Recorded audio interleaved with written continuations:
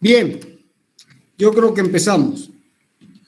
Bien, la clase pasada se definió el concepto de movimiento, el concepto de cinemática, el concepto de partícula o punto material,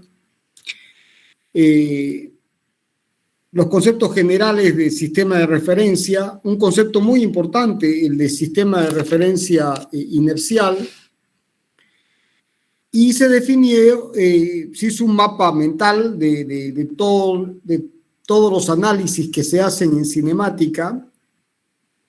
Dependiendo cada problema, uno escoge el análisis que es el más adecuado, y se trabajó el caso más simple, el del movimiento unidimensional, tanto para movimiento uniforme, rectilíneo y uniforme, como movimiento rectilíneo uniformemente acelerado, como el caso donde la aceleración puede no ser constante, pero siempre movimiento rectilíneo, que son las ecuaciones que ustedes conocen desde colegio o física básica.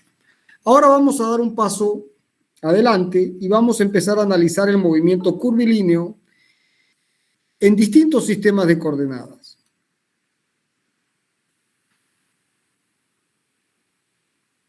¿Se ve la pantalla?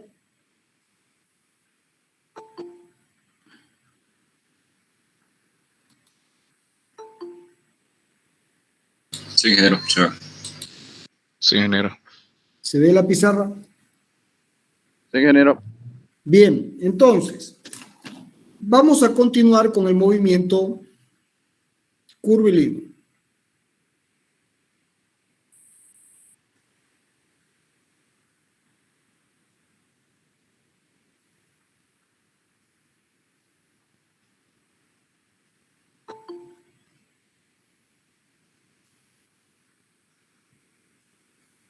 Bien, bueno, como de costumbre, siempre hay que definir un sistema de referencia para poder describir el movimiento. Y en la mecánica clásica, la mecánica racional, ese sistema de referencia siempre tiene un observador inercial. Y para definir el sistema, utilizamos una base vectorial IJK. 3 vectores linealmente independientes que permiten orientar el espacio. En el caso más general, una partícula describirá una trayectoria curva como la que acabo de dibujar. Y la partícula en un instante t se la identifica con el vector posición r, y en un instante t más delta t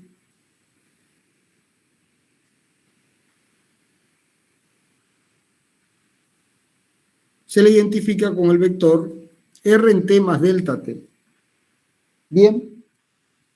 Bueno, y cuando se desplaza desde esta posición a esta, aquí recorre un elemento de arco diferencial de S. Bien. Entonces, la velocidad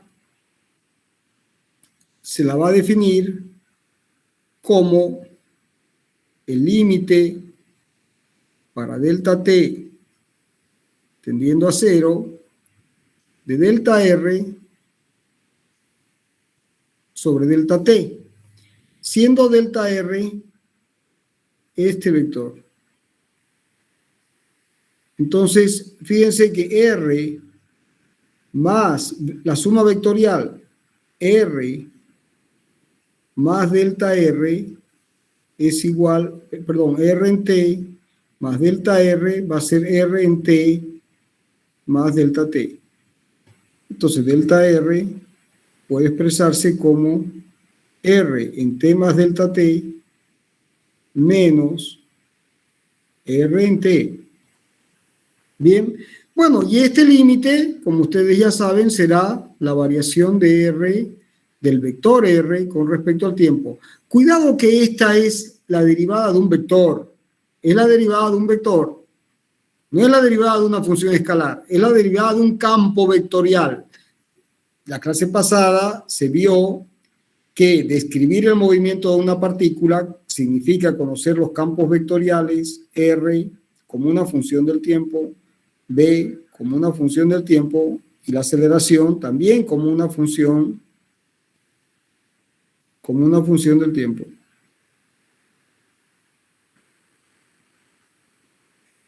Bien, bueno, entonces esto también se puede expresar como en notación típica de la mecánica racional, R punto.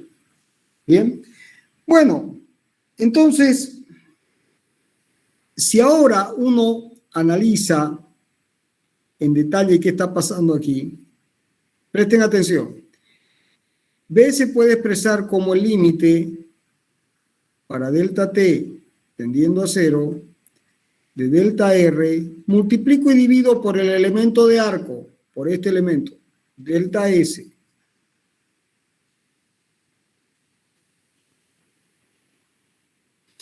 Y como la trayectoria es una función continua, o puede ser una función seccionalmente continua, entonces, bajo esa hipótesis de continuidad de la función o por tramos, dejando de lado las discontinuidades, el límite de un producto es el producto de los límites, pero está la hipótesis de continuidad, entonces será el límite para delta t tendiendo a 0 y vamos a acomodar esto de esta forma. Delta R sobre delta S que multiplica al límite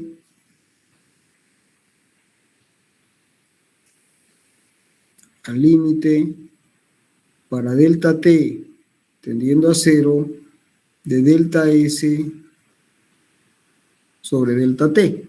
Bien, este límite no es otra cosa que ds a dt igual a ese punto. Y este límite, aquí hay la hipótesis de continuidad, y este límite, delta R sobre delta S, si ustedes observan, si esta es la trayectoria, este es delta S, y este es el vector delta R. Voy a hacer otro dibujo un poco más evidente para que se vea con mayor claridad.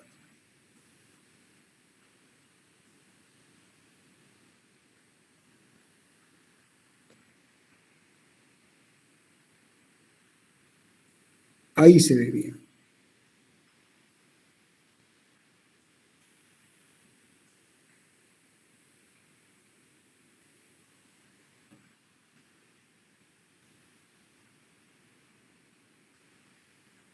Y esta es la posición en R, T más delta T. Y esto es delta R. Aquí se ve muy bien, el dibujo salió muy bueno. Y esto es delta S. Y esto es delta R. Ahora, si como la partícula se mueve siguiendo esta trayectoria, vamos a marcar con verde. ¿Qué pasa si delta t tiende a 0? Este vector empieza a hacer esto. Entonces, delta R tiende a hacer esto. ¿Lo ven? Entonces, este límite termina siendo un vector que, ¿cómo es?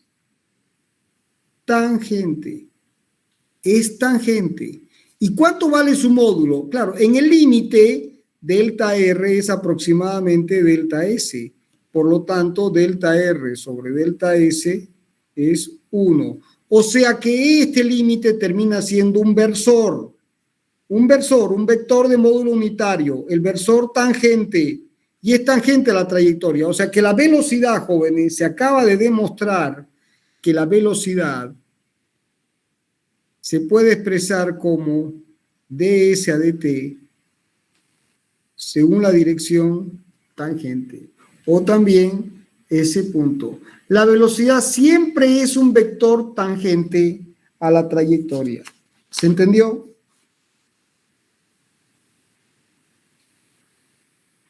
Sí, ingeniero. Sí, ingeniero. ¿Todos lo entendieron? Sí, ingeniero. Sí, ingeniero. Sí, ingeniero.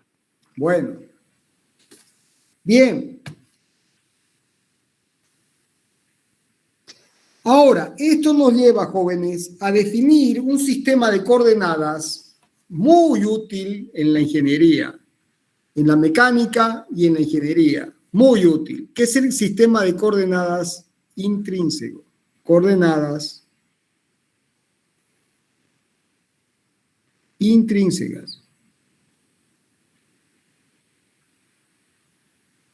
Las coordenadas intrínsecas. Entonces, ¿cómo se definen las coordenadas intrínsecas? Es muy simple. Si esta es la trayectoria, esta es la curva que recorre la partícula, el sistema de coordenadas va a ser solidario a la partícula. ¿De acuerdo? Y si la partícula avanza en este sentido, se define la dirección tangente, según la dirección tangente, con un versor que es el versor tangente. Hacia el centro de curvatura, se define el versor normal. Y cumpliendo con la regla de la mano derecha, B es T vector N. Entonces, T vector N terminará siendo un vector perpendicular al pizarrón que entra.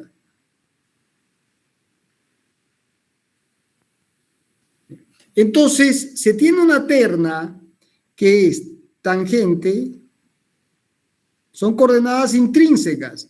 ¿Por qué intrínsecas? Porque son intrínsecas a la partícula. Normal y binormal.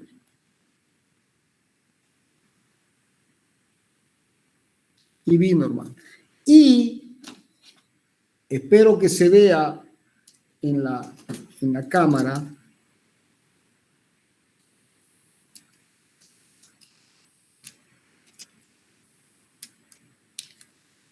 ¿Se ve mi mano? ¿Ven los tres lapiceros? Sí, ingeniero. Ya. Mi mano es la partícula. Mi mano es la partícula. ¿De acuerdo? La partícula se mueve de esta forma.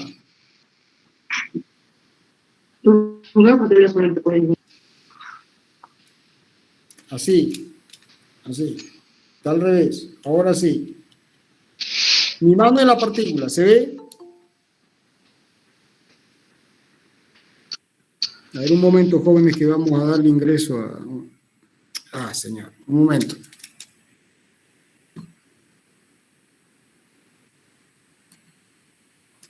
Ahora sí, seguimos. Entonces, mi mano es la partícula. ¿Se ven los tres vectores? ¿Se ve? Sí, ingeniero. Mi mano es la partícula. El lapicero azul, este que estoy marcando, es el tangente. Y la partícula se mueve según la dirección tangente. Este lapicero negro, el puntero táctil, es el normal. ¿De acuerdo? Y T vector N, por la regla de la mano derecha, es este lapicero. ¿Lo ven? Es el binormal. Entonces, tenemos la dirección tangente, la dirección normal y la dirección binormal. Y es un sistema solidario a la partícula. Esa es su gran virtud, que la partícula se mueve y el sistema se mueve con la partícula. Las coordenadas intrínsecas son solidarias a la partícula. Siempre se mueven con la partícula. Entonces, ¿ven mi otra mano? ¿Ven los tres dedos? Sí, ingeniero. Entonces, mi mano izquierda es la terna, es el sistema de referencia inercial con el observador O.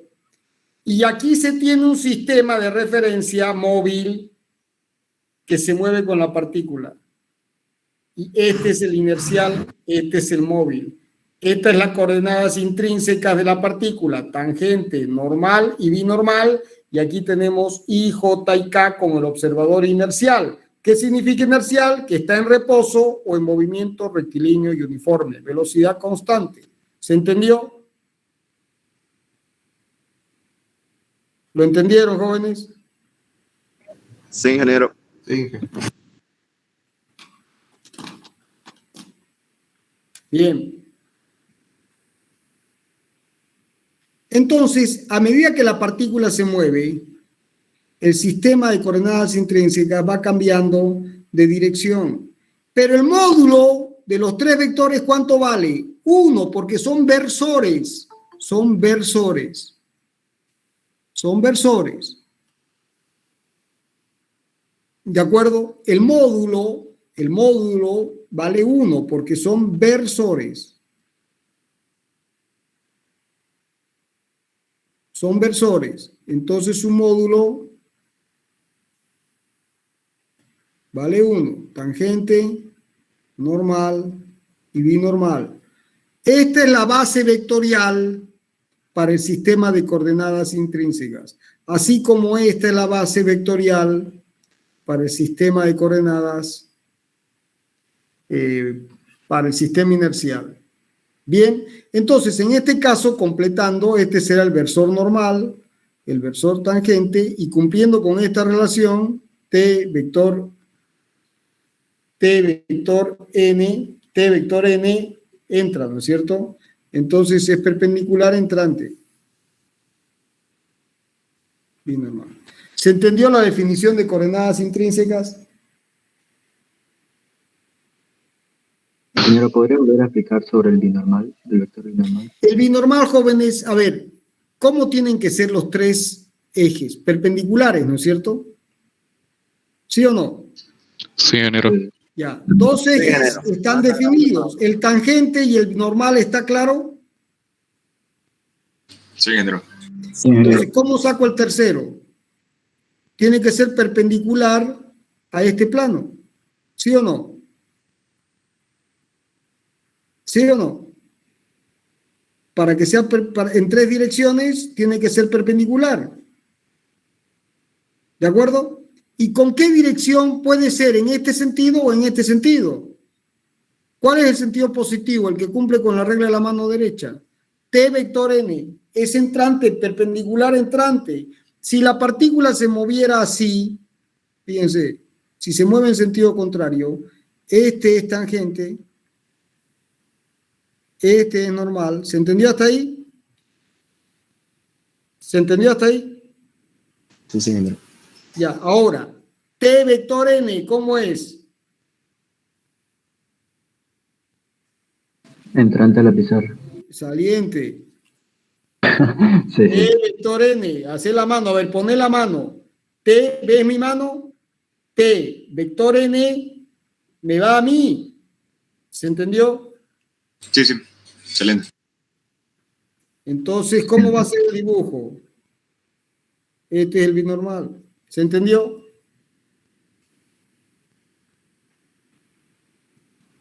¿Se entiende o no se entiende? T vector n, binormal. T vector n. Mientras que en este es T vector n. Está entrando. Bueno, se ponen a jugar con la mano. Entra y sale. Digamos. Ahora, si ustedes recuerdan, y si no recuerdan, lo vamos a ver ahora, de geometría diferencial de curvas y superficies, y el que no lo vio y lo quiere repasar puede ir al tomo 2 del libro de análisis matemático de Rey Pastor Picalleja Trejo, un clásico de las matemáticas. No se puede vivir sin haber leído a Rey Pastor. Uno no se puede morir sin haber leído a Rey Pastor. El que se muere sin haber leído a Rey Pastor no sabe lo que se perdió. Es un monumento a la razón. Entonces, y además en español, fantástico. Entonces, si uno tiene la curva, la trayectoria de una partícula en este caso, esto es válido para cualquier curva, en particular para trayectorias, y esta es la versión tangente, normal, y binormal va a ser entrante. Bien, entonces, están las fórmulas de Frenet y Serret.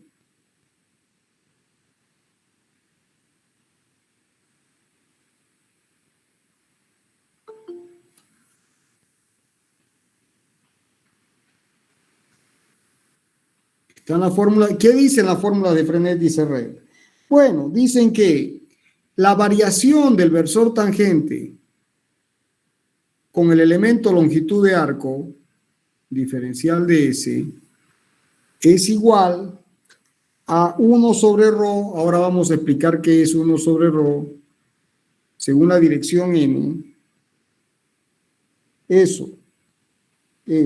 Y la variación del versor normal según el elemento diferencial de arco es igual a menos 1 sobre ρ según la dirección tangente menos 1 sobre tau. Ahora explico qué es ρ y qué es tau según la dirección binormal. Y por último, la variación del binormal. Fíjense que las fórmulas de Frenet y Serret dan el cambio del versor tangente normal y binormal con el elemento de arco diferencial de S. Típico, es muy utilizado en análisis unidimensional, ¿no? Entonces, por ejemplo, escurrimiento en canales en hidráulica. Entonces, dB de S unidimensional. Entonces, esto será 1 sobre tau según m. Entonces, ¿qué es ρ y qué es tau? Son las curvaturas. Cuando uno tiene una curva en el espacio, vamos a empezar con una curva plana, que es la del pizarrón. ¿La ven la curva plana? Es la curva del pizarrón, es la curva plana. Ρ se llama curvatura de flexión, porque tiene que ver con toda la resistencia de materiales. Viene de ahí su nombre, curvatura de flexión. ¿Por qué? Porque es el radio de curvatura, ρ, que flexa la curva. La está flexando la curva. Entonces, por eso se le da el nombre de curvatura de flexión. Porque es como tener una viga que se flexa, entonces hay un radio de curvatura. Curvatura de flexión. ¿Se entiende? ¿Se entendió hasta ahí? ¿Se entendió, jóvenes? Sí, ingeniero. Sí, ingeniero. Bien. Ahora, ¿ven mis manos? ¿Se ve la cámara? Yo tengo la curvatura de flexión. Ahora voy a sacar la curva del plano. Es difícil dibujar, pero al sacar la curva del plano, esta es la flexión, ahora la voy a sacar del plano.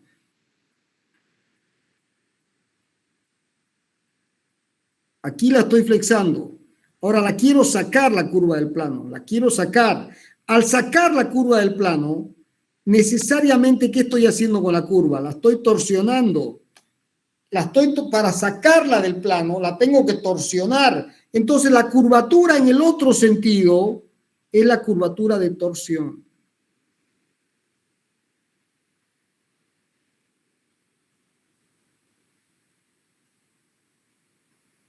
Entonces, si uno tiene una curva, como espero que se vea en la cámara, cuando la deformo en el plano,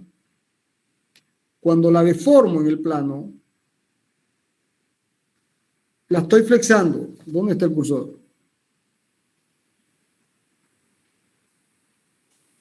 Un momento.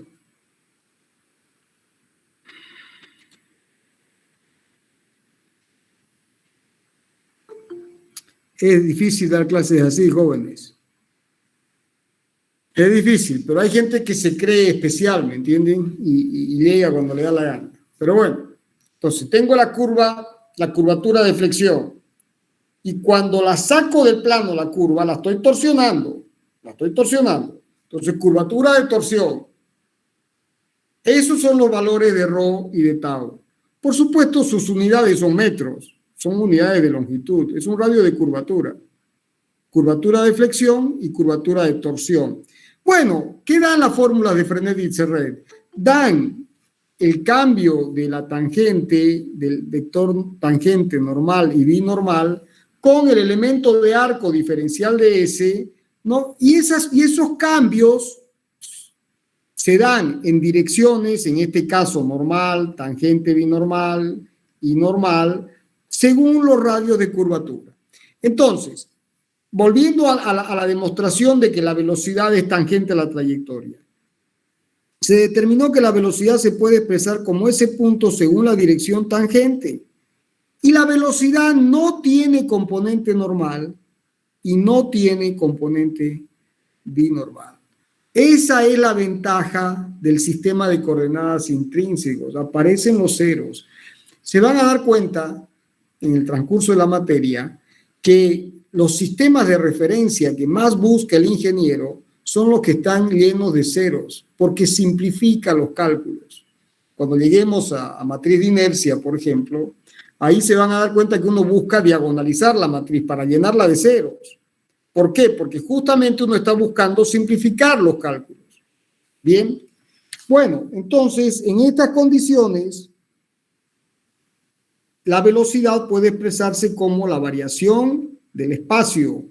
Esto es la variación del espacio con respecto al tiempo según la dirección tangente. Según la dirección tangente. Bien, bueno, eso. Ahora, ¿para qué sirve esto, jóvenes? Es muy importante para la aceleración. Van a ver. La aceleración, ¿qué es? No es otra cosa que la variación de la velocidad con respecto al tiempo. Pero la velocidad la puedo expresar como su valor, ese punto es v, su valor según la dirección tangente.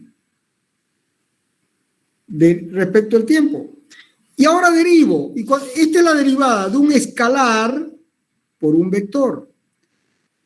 Entonces, álgebra vectorial. Se deriva el escalar y se deriva el vector. Entonces, esto va a ser la derivada de b respecto de t según la dirección tangente más b por la derivada de t respecto de t. Atentos, jóvenes. T, el versor tangente, su módulo, ¿cuánto vale? El módulo vale 1 y no cambia. Pero a medida que la partícula se va moviendo, ¿qué cambia? Cambia su dirección. O sea que esta derivada es distinta de 0. ¿Y qué interpreta? Interpreta el cambio de dirección de t. ¿Se entiende? Entonces, ¿la aceleración qué es? Es el cambio de la velocidad en el tiempo. Pero ese cambio se da por un cambio en el módulo y un cambio en la dirección. ¿Se entiende? Un cambio en el módulo y un cambio en la dirección. ¿Se entendió? Sí, ingeniero, se entendió. Ahora, Ingeniero, se entendió. ¿cuánto vale dTds? 1 sobre ρ según n. Vamos a copiar eso aquí. Por la fórmula de Frenet y Serret, dTds es 1 sobre ρ según n. Y yo ahora multiplico y divido por diferencial del tiempo. Y este término es esto.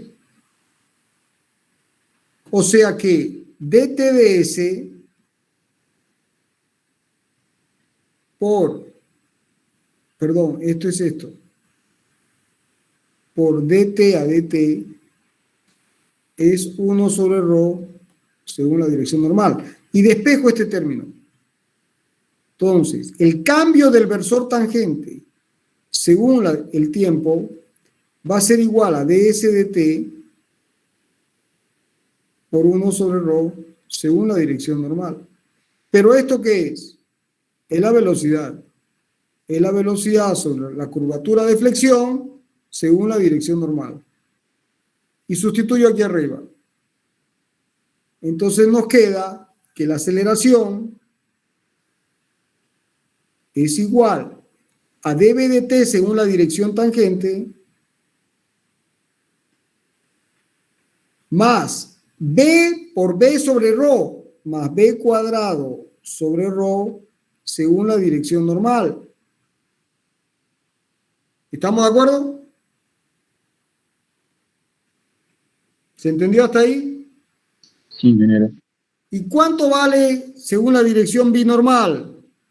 Más 0 según la dirección binormal. O sea que acabamos de demostrar que la aceleración para la trayectoria de una partícula con una curva en el espacio solo tiene componente tangencial y tiene componente normal. No tiene componente binormal. ¿Se entendió? Esto es lo que se llama la componente tangencial. No hay aceleración tangencial. Es la componente tangencial de la aceleración. Cuidado con el concepto. Esta es la componente tangencial de la aceleración.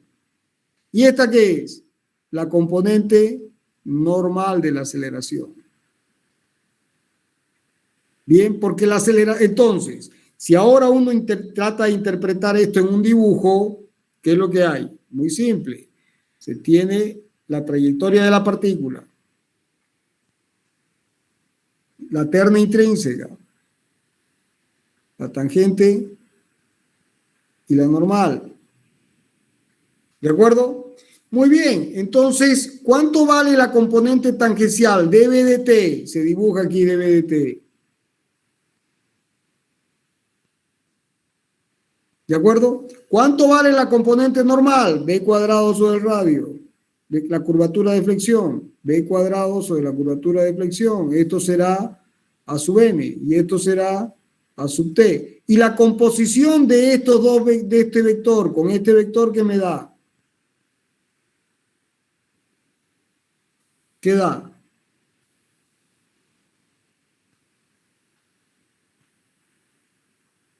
La aceleración. ¿Se entendió? Y fíjense que la aceleración está en el plano tangencial normal. Está en el plano definido por el versor tangente y por el versor normal. No tiene componente binormal. O sea que haga lo que haga la partícula, se mueva, se salga del plano, siempre va a estar en el plano definido por la dirección normal y la dirección tangencial. No es un vector de dos dimensiones, no tiene la componente binormal. ¿Se entendió? ¿Se entendió o no se entendió? Sí, ingeniero.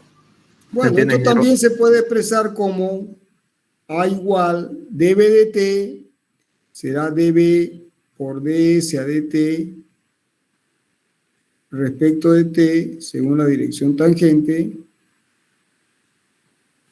más b cuadrado sobre ρ según la dirección normal. O sea, esto será S2 puntos según t más b cuadrado sobre ρ según n igual a la aceleración.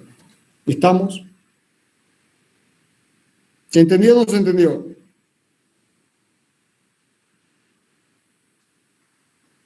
Sí, ingeniero. Bueno, ahora, si ustedes vamos un paso adelante, ¿qué es la aceleración? Es el cambio de la velocidad con el tiempo. O sea, en incrementos, esto será aproximadamente el delta B sobre el delta T. Entonces, si uno tiene una trayectoria como esta, ¿de acuerdo? Entonces, aquí tiene la velocidad y aquí uno tiene la velocidad más su cambio, a lo que cambió. ¿De acuerdo? Entonces, fíjense, si ahora yo trazo una paralela a esta, esto es B, y ahora trazo una paralela a esta,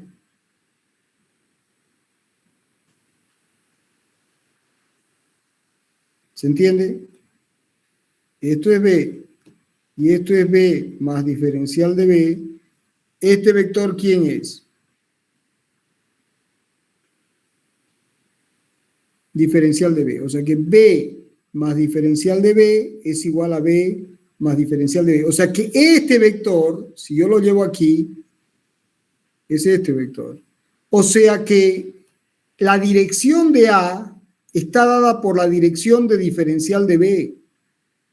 La dirección de la aceleración está dada por la dirección de diferencial de B. Y la dirección de diferencial de B, ¿hacia dónde es? Hacia el centro de curvatura. O sea que si ustedes tienen una trayectoria así, la aceleración aquí será así, aquí será aquí será aquí. Está hacia el centro de curvatura. ¿Se entiende?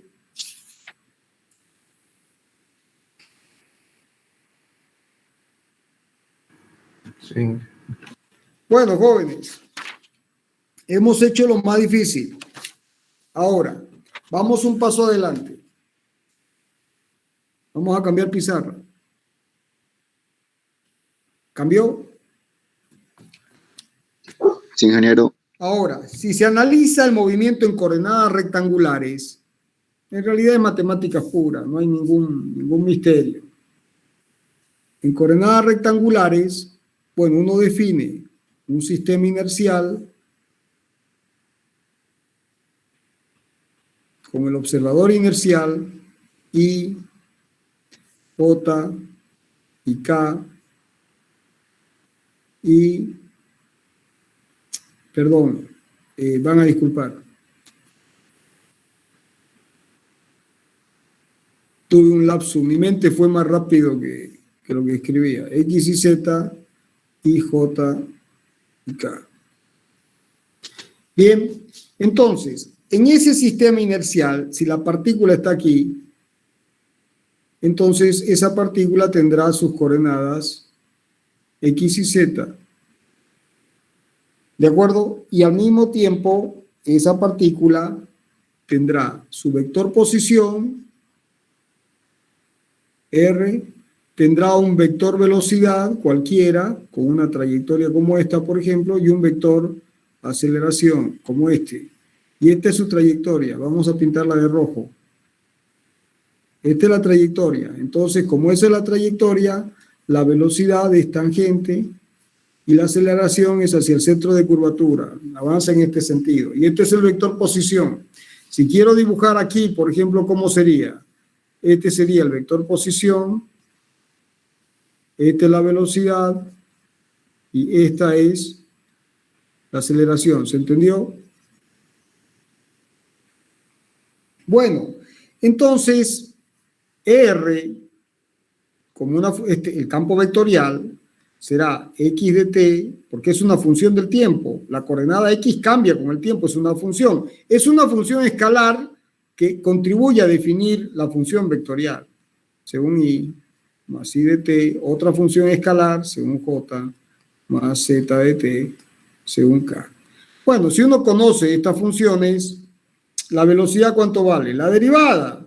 Y la derivada será x punto, ya no pongo dt, según i, más i punto, según j, más z punto, según k. ¿Y cuánto vale la aceleración? Bueno, la derivada segunda.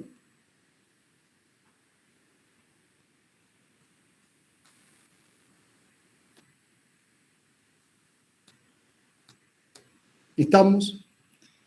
Bueno, listo, ya está. ¿Y cuánto vale el desplazamiento, el módulo? El módulo R.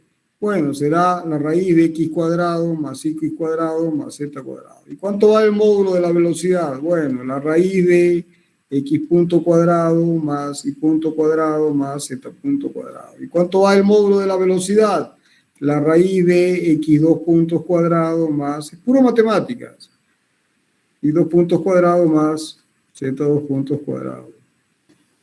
Bien.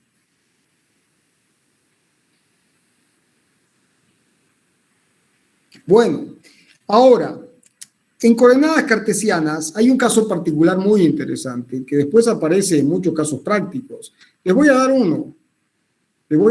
¿Han visto, por ejemplo, los portaaviones de la Segunda Guerra Mundial? ¿Cómo dibujarían un portaaviones de la Segunda Guerra Mundial?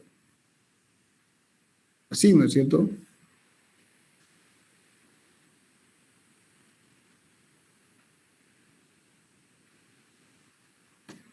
Más o menos es una cosa así, digamos. Y aquí están los avioncitos saliendo. Fíjense que en la Segunda Guerra Mundial esta es la torre de control y qué sé yo.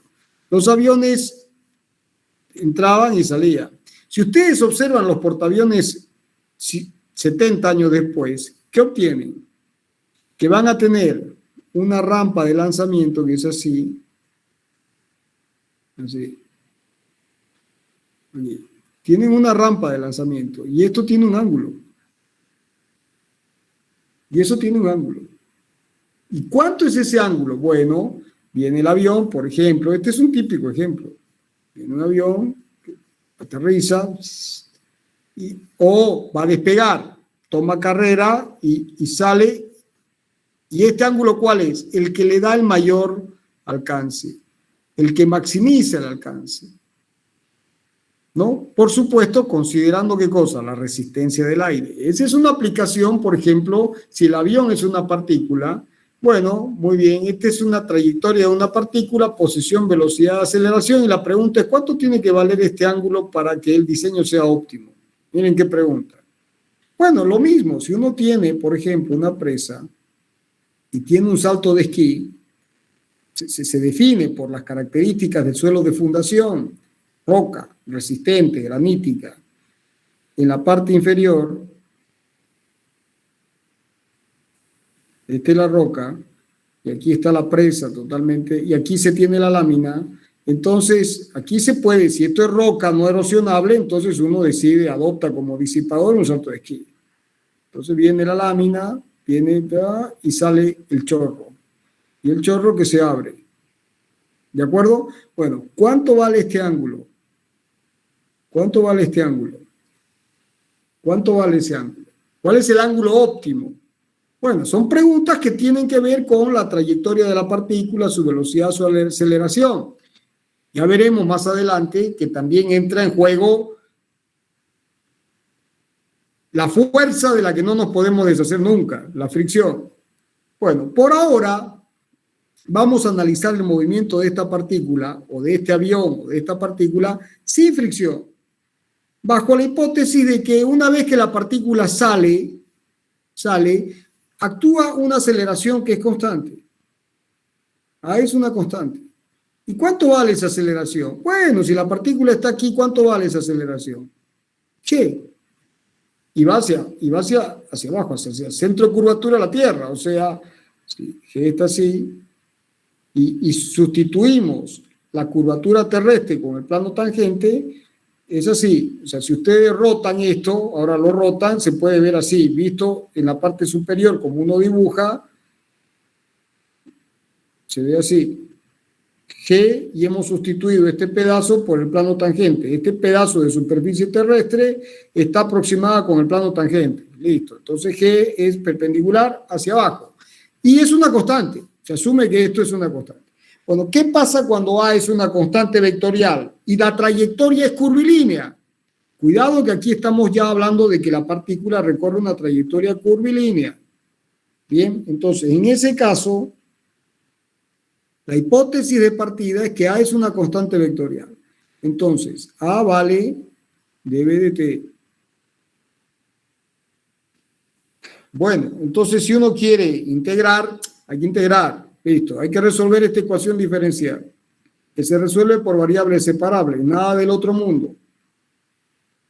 Y uno integra entre una velocidad inicial y una velocidad genérica b, entre un tiempo inicial y un tiempo t. Entonces esta integral se resuelve de manera directa, b menos b0. Y como A es una constante vectorial, entonces puede salir de la integral y nos queda t menos t0. O sea que la velocidad vale b0 más A por t menos t0. ¿Estamos? ¿Se entendió hasta ahí, jóvenes? ¿O estoy hablando solo? Y ya se fueron. Ingeniero, ¿se entendió? Sí, ingeniero.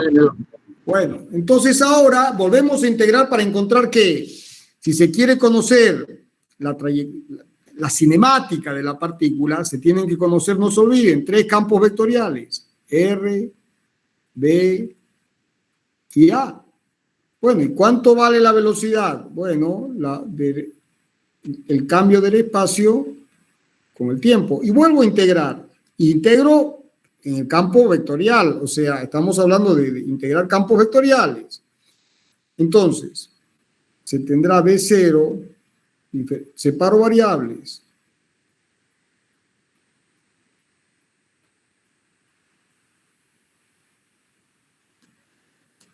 Integro entre T0 y T, la variable es T, diferencial entre T0 y T, entre T0 y T, y aquí integraré entre R0 y R. ¿De acuerdo? ¿Estamos o no estamos? Ahora, B0, ¿qué es? La velocidad inicial. Es un dato, es una condición inicial. La clase pasada me tomé el tiempo de explicar el concepto de condición inicial. La condición inicial es una constante, entonces será B0, sale de la integral, por la integral de diferencial de T, o sea, T menos T0. Más, A por hipótesis, ¿cómo es? Es una constante, entonces sale. Y me queda la integral de T menos T0, eso es 1/2 de T menos T0 al cuadrado. Y si sustituyo entre T0 y T, me da esto. Y me da, esto es igual a R menos R0. O sea que si ordeno, se obtiene que R, la trayectoria de la partícula, es igual, este término lo paso al otro lado sumando, y queda R0 más B0 por T menos T0 más 1/2 de A por T menos T0 al cuadrado. Fíjense que la trayectoria, ¿cómo es? Es la ecuación vectorial paramétrica ¿de quién? De una parábola. La trayectoria es parabólica. ¿Y cómo es parabólica? Es parabólica, pues, porque fíjense en la ecuación, miren. Tengo T como parámetro y T cuadrado. Ahora vamos a parametrizar una parábola que ustedes conocen desde geometría analítica del colegio. Esto es Y, esto es X, Y igual a X cuadrado. ¿De acuerdo? Entonces, este vector que es R, lo puedo expresar como X más Y. O sea, R será X en Y más Y en J. Pero yo sé que Y, ¿cuánto vale? X cuadrado. Adopto como parámetro el tiempo. ¿De acuerdo? Entonces, Y cuadrado vale, perdón, Y vale X cuadrado, o sea, T cuadrado. Y sustituyo, entonces, la ecuación vectorial será T en Y más T cuadrado en J. O sea, cuando la ecuación vectorial tiene T y T cuadrado, la trayectoria, ¿cómo es? Es parabólica. Entonces, aquí tengo T y tengo T cuadrado, ¿cómo es la trayectoria? Es parabólica. O sea que cuando la aceleración es una constante vectorial, la trayectoria es parabólica. Bueno, un ejemplo muy simple se obtiene cuando uno tiene A igual a menos G según J. Entonces, fíjense, la partícula, esto es Y y esto es X. Entonces, miren esta ecuación. En un instante cualquiera, aquí, esto es R. Y en un instante cualquiera, como este de aquí, tengo, esto es R0 y esto es R. Entonces, si a R0, perdón, le sumo B0 más T, esto es así, y le sumo 1/2 de AT, esto será B0 por T menos T0 y este es 1/2 de A por T menos T0 al cuadrado. O sea que este es un polígono vectorial cerrado. R0 más B0 por T menos T0 más 1/2 de A por T menos T0 al cuadrado es igual a ¿quién? A R. Es un polígono vectorial cerrado. Y la trayectoria, ¿cómo es? Es una parábola. Es una parábola. ¿Se entendió? Sí, ingeniero. ¿Se entendió o no se entendió? Bueno, vamos a obtener ahora las viejas ecuaciones que ustedes aprendieron de memoria, no de memoria, no lo sé, al fin y al cabo. Pero ahora es razón pura. Entonces, ¿qué pasa cuando A es igual a menos G? Vamos a escribirlo completo. La aceleración es 0 en I menos G en J. O sea, la trayectoria es la trayectoria libre. Entonces, sobre esta partícula, sin fricción, actúa G, que no tiene componente en X. Y la base vectorial que define el sistema de referencia inercial será IJ. Bien, entonces, cuando integro esta expresión, ¿qué queda? Que A sub X es igual a 0 y será igual a dBx respecto del tiempo. Y aquí, ¿a quién tengo? Tienen que haber condiciones iniciales, jóvenes. Para t igual a 0, en t sub 0 tengo b sub 0, con un ángulo alfa, y esto será b0x igual a b0 coseno de alfa, y esto será b0 de i igual a b0 por el seno de alfa. Muy bien, entonces dBx es igual a 0. ¿Qué significa? Que esta es la primera conclusión, que cuando A es igual a menos G según J y es una constante vectorial, entonces en este caso particular, Bx ¿cómo es? Es constante. Es constante. ¿Por qué? Porque su derivada vale 0. ¿Y cuánto vale la velocidad inicial? La componente en X de la velocidad inicial. Esta no cambia nunca. Esta no cambia nunca. ¿Se entendió? Ahora, ¿se entendió hasta ahí, jóvenes? Sí, ingeniero. Bueno, Sí, ahora ingeniero. tengo que cambiar de pizarra. Ahora, ¿cuánto vale? Dijimos que G era, perdón.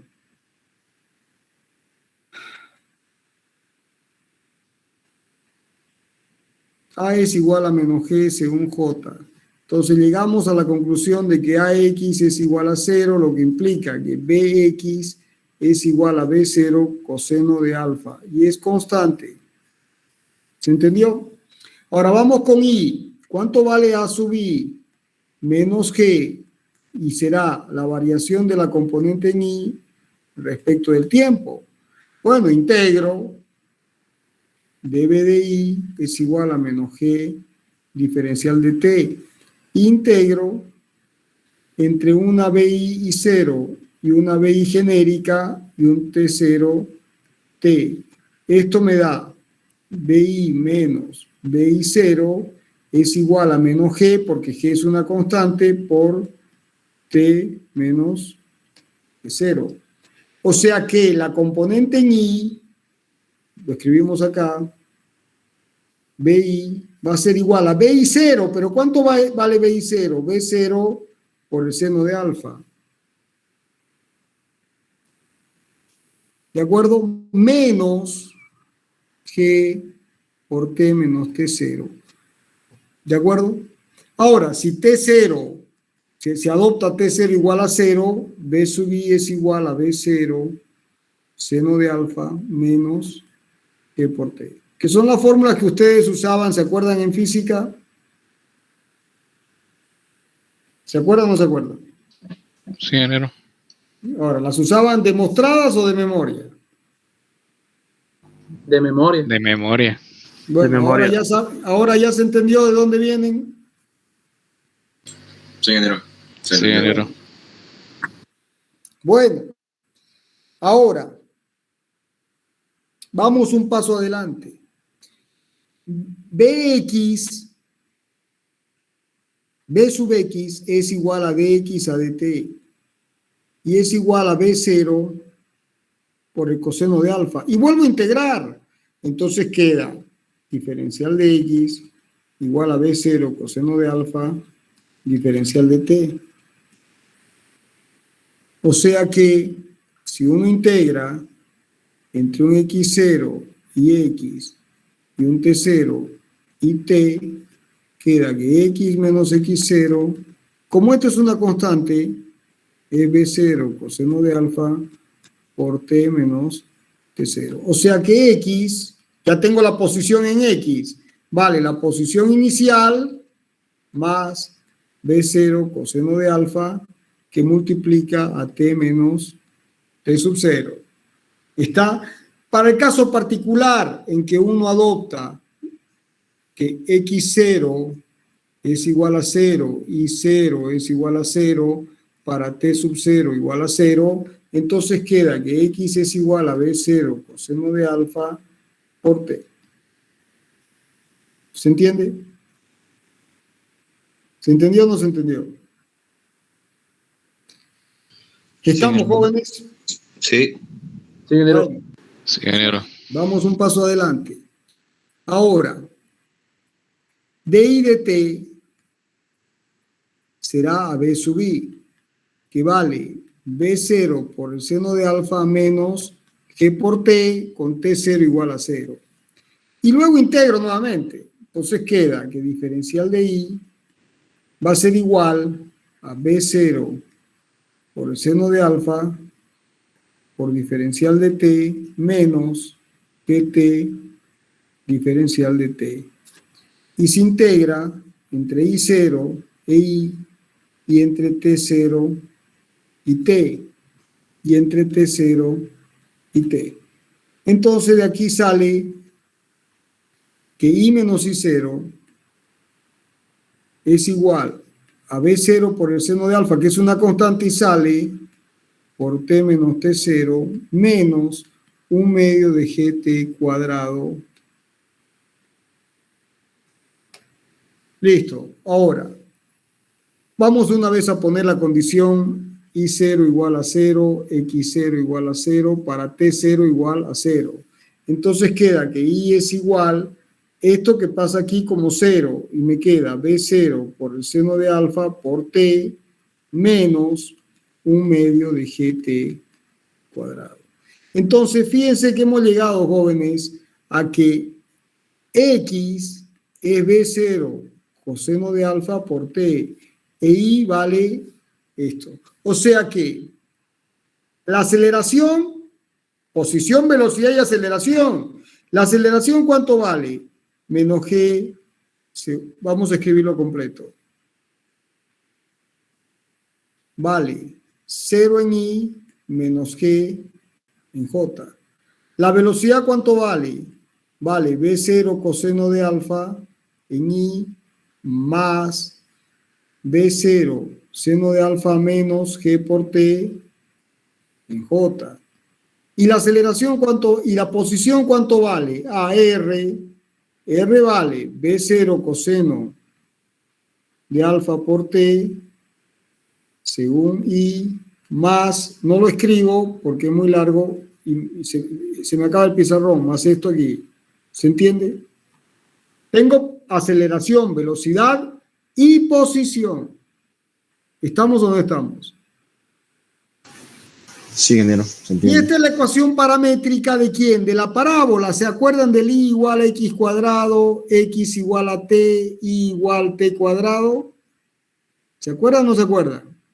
Entonces, x es una constante por t y i es una parábola con t cuadrado. Si yo elimino t de estas dos ecuaciones, ¿qué tengo que encontrar? Una parábola. Bueno, hagámoslo. Voy a borrar para no perder las ecuaciones.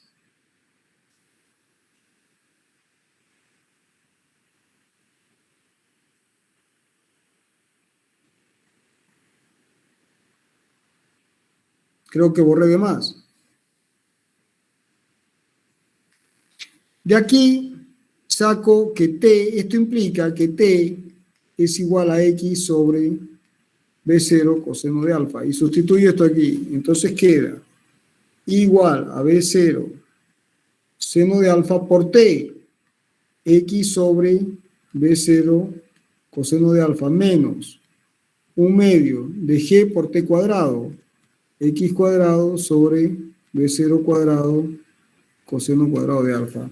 Este b0 con este b0 y seno sobre coseno es tangente. Es tangente, o sea que I vale X por la tangente de alfa menos 1/2 de G. Vamos a escribirlo así.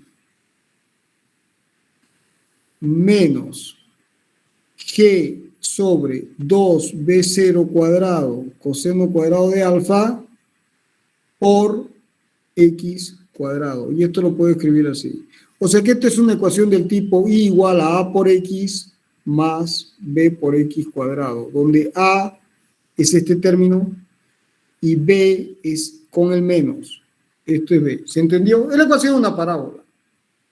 Es la ecuación de una parábola. ¿Estamos o no estamos? Sí, ingeniero, se entiende. Bueno, jóvenes. Listo. Entonces, la trayectoria, ¿cómo va a ser? La trayectoria es parabólica.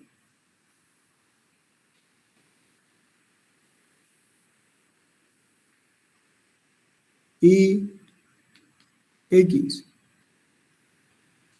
O sea, la trayectoria de la partícula sometida solamente a G es una parábola que tendrá un valor X máximo que se llama alcance.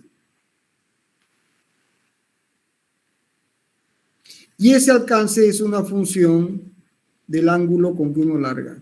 Si uno larga con un ángulo chico, viene así o viene así. Hay un ángulo para el cual, les dejo como tarea, ¿cuál es el ángulo para el que X es X máximo?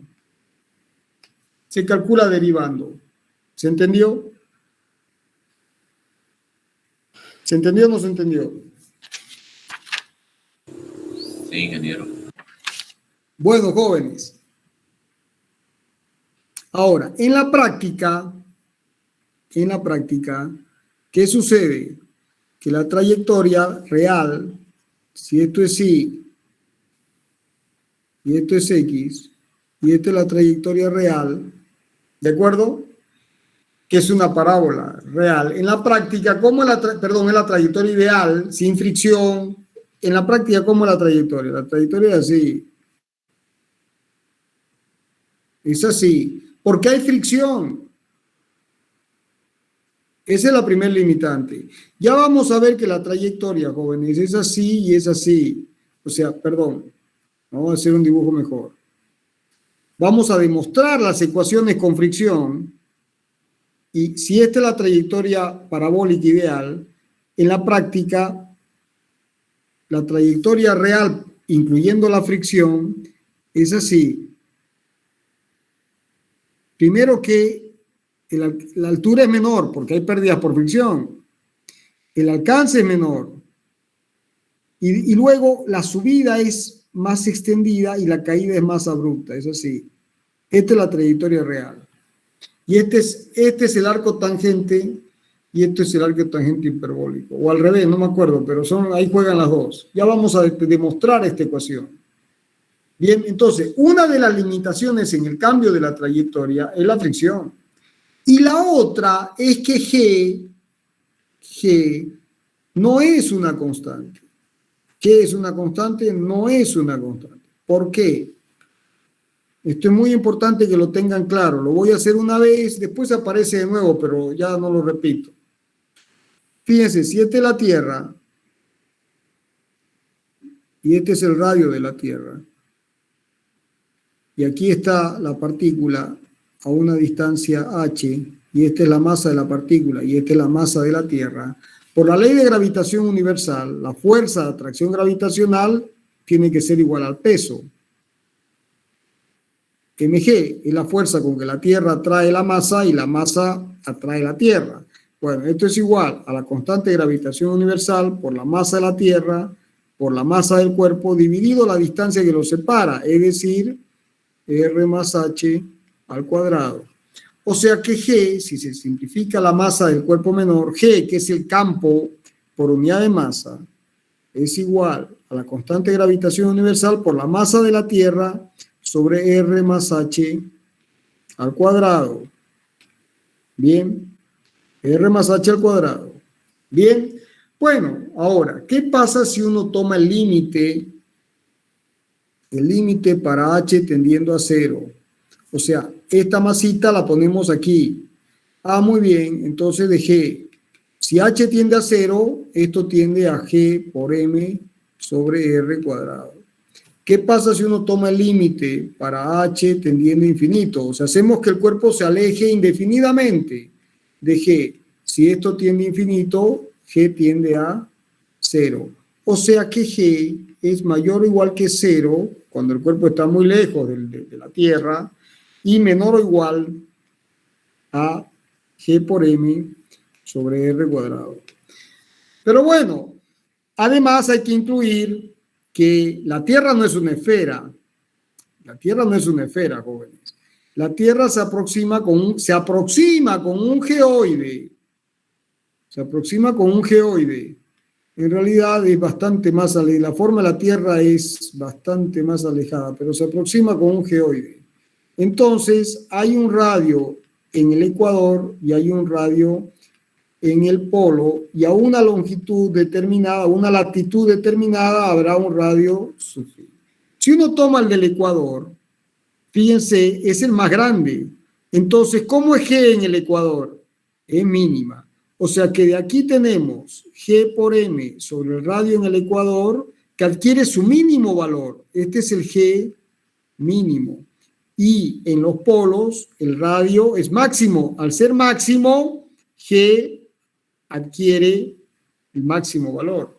O sea, perdón, R es mínimo. Como este R es mínimo, G adquiere su máximo valor. Es el G máximo. Este es el mínimo. ¿Se entendió? Entonces, fíjense que estas variaciones no son menores. Tanto es así que si ustedes observan el mapa, este es el mundo, y este es el Ecuador, y aquí está Norteamérica, y aquí está Florida, y no sé cuánto, y aquí está Rusia, y no sé qué, y aquí ¿qué está? Está Cabo Cañaveral. Cabo Cañaveral, que es desde donde Estados Unidos lanza ¿qué? Sus cohetes. Lanza desde otros lugares, pero trata de lanzar de Cabo Cañaveral. ¿Y por qué de Cabo Cañaveral? Porque es el lugar más próximo con soberanía que tienen del Ecuador. ¿Y Rusia de dónde largaba sus lanza? Desde Baikonur. ¿Y dónde está Baikonur? En el lugar más próximo del Ecuador que tienen con soberanía.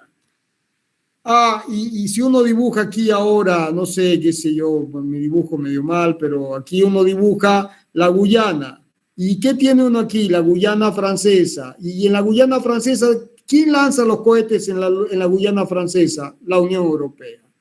Entonces, jóvenes, estas variaciones, por muy pequeñas que sean, entre comillas pequeñas, son lo suficientemente importantes cuando uno maneja toneladas de combustible en un cohete, por ejemplo, ¿no? Para lanzar satélites. Y esa optimización es determinante porque ahorra combustible.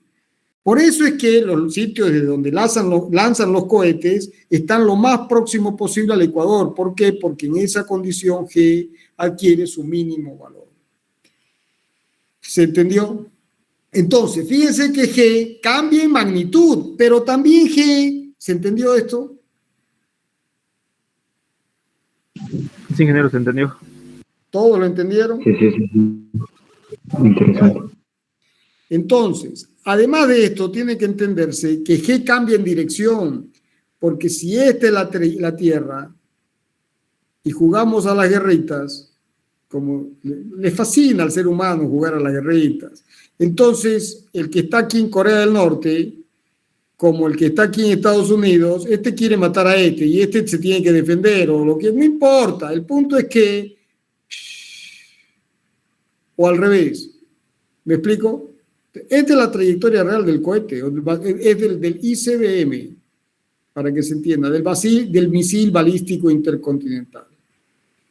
¿De acuerdo? Entonces, en este caso, si este es el centro de la Tierra, esto es la dirección de G.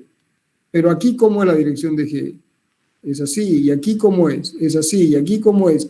O sea, que G cambia la dirección y cambia la magnitud con el análisis. O sea, G cambia en dirección y cambia en magnitud.